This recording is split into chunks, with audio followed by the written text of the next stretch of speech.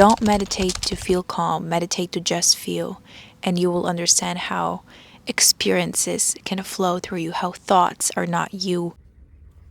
This video is inspired by one of the videos that my sister posted, which is about meditation. And she expressed how she struggles with the overload of thoughts and anxiety that comes to her while she is trying to meditate. So I thought, let me make a video that is also inspired by some of your questions, as some of the people that I know, that I don't know, people in the comments, just people on the internet have been asking me how to meditate. How do I meditate? What is meditation for me even? Let's unpack this. I feel like even in myself, as a subconscious pattern of a human being, it is to try to remove an obstacle, sanitize the heaviness of a situation, and suppress the pain. It's a paradox because when we sit to meditate, we feel like we are trying to heal our mind and soothe our system and try to find peace. But in that desperate trying to find peace, you're running away from the full experience of the range of emotions, overload of these thoughts, and not trying to look for a key or an answer to this overwhelming weight of experience, letting yourself feel lost in this exhausting, daunting, terrifying fear, pain, overwhelming joy, whatever it might be. You are born here to experience the full range of emotions, and meditation can help you experience it fully. It's not here to calm you down. I feel like this is the most common mistake that we make. When we sit to meditate, we often try to calm ourselves down. You learn to meditate and you actually understand this like whimsical concept of meditation when you realize that it's here for you to just be an experience. Don't meditate to calm down. Meditate to just feel. Through repeated action of sitting with your thoughts, you naturally detach from them. You stop identifying with them. And I feel like we've all heard this, don't identify with your thoughts and they will not affect you. But when you sit with yourself long enough, I feel like I've repeated this a million of times. Sit with yourself long enough, meaning meditate for long enough. Do enough sessions, like just repeat it. Just like gym, mental gym, showing up to meditation, not making it like a daunting task, not making it a part of your to-do list, something that you don't want to do but you push yourself to do. Treat it like a little experimental therapy session of just flowing. You can't do it wrong. You just sit with yourself and you let your thoughts flow through you, and you realize some things in the process of being lost in your mind. This anxiety that comes up is an emotion that is a response to a thought, and none of these two things are you. You're observing it and you're experiencing this anxiety. And this realization comes after you sit with yourself long enough in this meditation, enough amount of times, so you can have this like level of, okay, yeah, that is overwhelming. And I experienced it today while I was meditating unconsciously. I wasn't even like doing a guided meditation, or I wasn't like, let me sit and meditate. I was just sitting in the sun, thinking, letting my thoughts flow. And this thought came to me, wow, she really experiences anxiety while this and this and that. And I was like getting overwhelmed by the amount of thoughts. I was trying to relax, just look at the sun and let my nervous system regulate. And I was getting overwhelmed by the amount of thoughts flowing to me. And it came to me that, why am I even trying to stop them? Why am I even trying to resist the fact that they appear? I'm getting anxious. I'm getting overwhelmed. That is a factual truth. It is happening right now. And it's a part of my meditation. Meditation is kind of like, it's a yogic practice.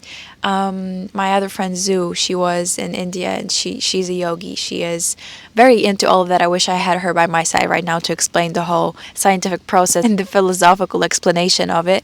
But she was at this retreat where they were just, I feel it was like 2 weeks of not doing anything, just meditating. They barely ate. They couldn't speak to anyone. They didn't have anything stimulating.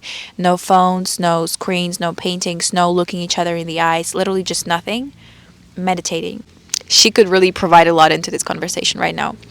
But let's focus on the fact that we often try to calm ourselves down when we meditate. We sit to meditate when our body comes to the state of inflammation so much that we are trying to feel calmer.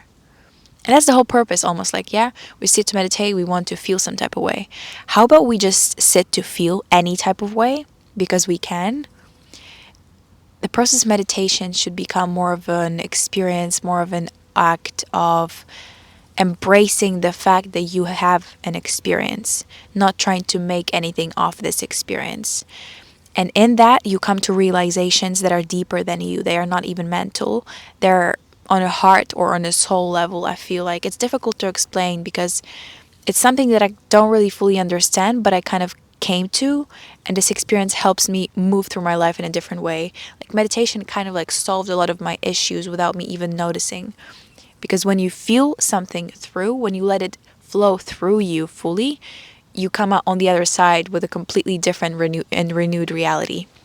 This is why I love saying that physical healing is a progressive linear process. You get wounded, you see blood, then it heals a little bit, the skin regenerates, it creates new cells, and you see a scar there. It's linear, it's progressive, you can predict it. With mental health, it's a lot more difficult. Mental repair is a very unstable, non progressive type of a stage of healing, you know? Besides the fact that you are going back and forth, so you are evolving, and then out of nowhere, you are back on page one, on stage one. You were doing so well, and now again, you are just flooded by this anxiety and overthinking, and you feel like you're failing. Well, all of this is progress. All of this is a part of the journey. Well, with physical healing, it's not like that. You can be healing a wound, then bam, it's bleeding again, and it's a natural part of the process. No, it's bleeding again. It's a wound again. Mental health is different. Even though you're getting wounded again, it's kind of strengthening you, and it's the part of the process. So besides that factor, how these two types of healing are different, physical and mental, is the fact that while you're healing mentally, you are not coming back to the neutral state of now my skin is the exact same way as it was before it got wounded. No, your skin, your mental skin grows back completely new. You get renewed. You gain so much wisdom and realizations through breathing through situations, through moving through them with mindfulness, with analyzing and feeling, that you come out on the other side a completely different person in a completely different reality with a completely different set of tools and thoughts and solutions to problems that are also new.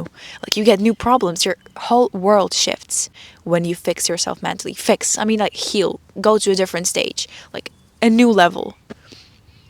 That's healing. You just go to a new level. You don't fix yourself in any way. You will never stop hurting. There is no, X said this, there is no end to the pain.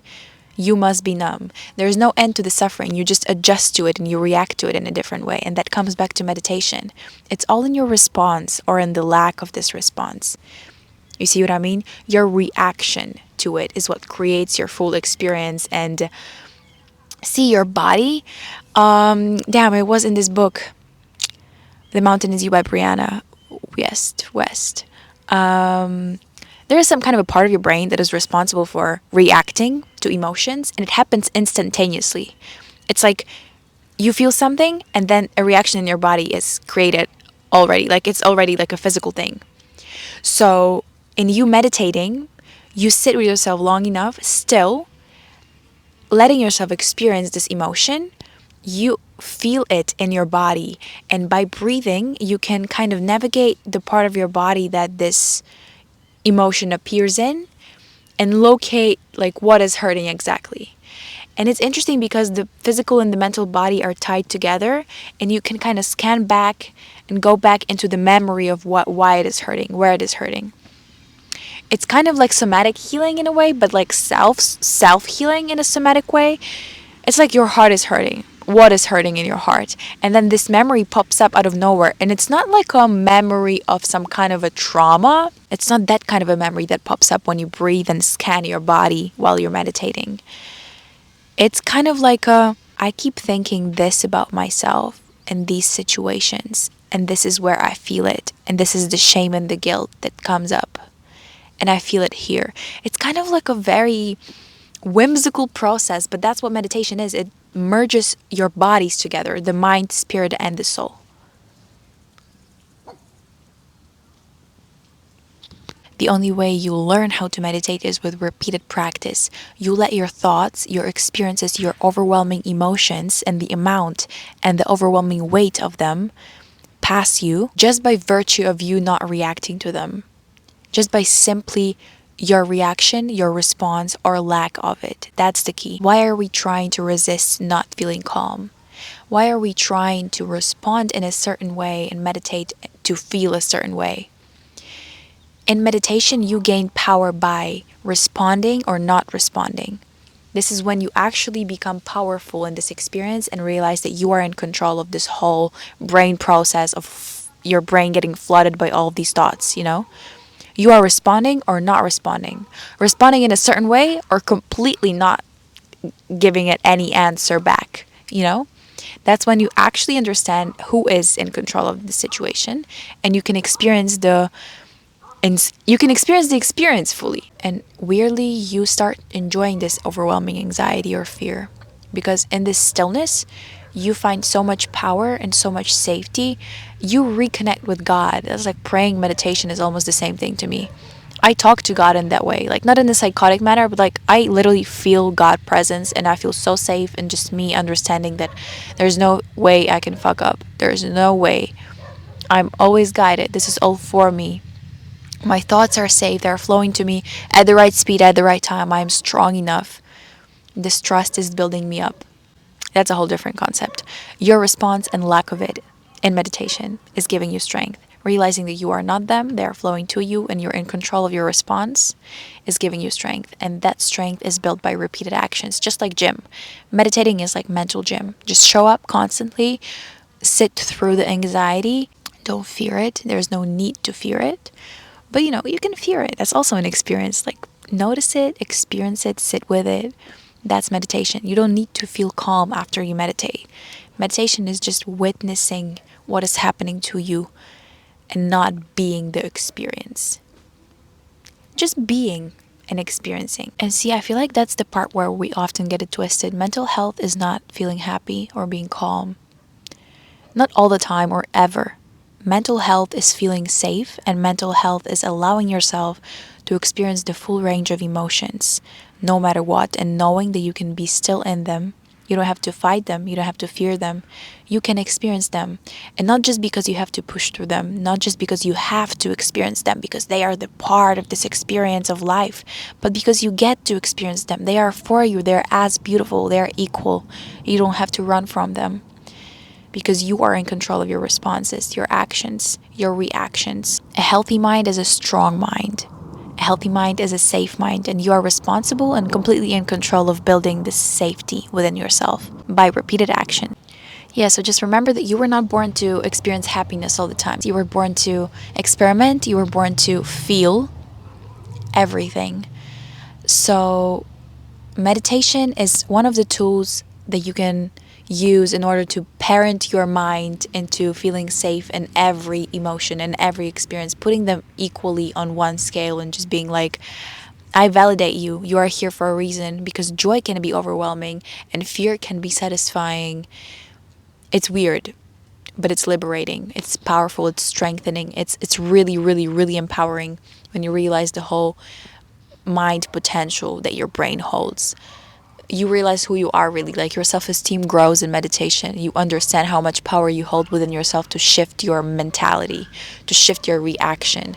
Every reaction, like even in your waking, not meditating experiences in your life, you will be showing up in a different way after you realize how safe you are in your mind all the time. Mental health is the most beautiful thing because you feel safe at all times. No rules to meditation. Just allow, accept, experience, feel, fail, experiment. You're always safe, literally always safe. There's nothing that can kill you, ruin you, hurt you here. You are safe. Love you.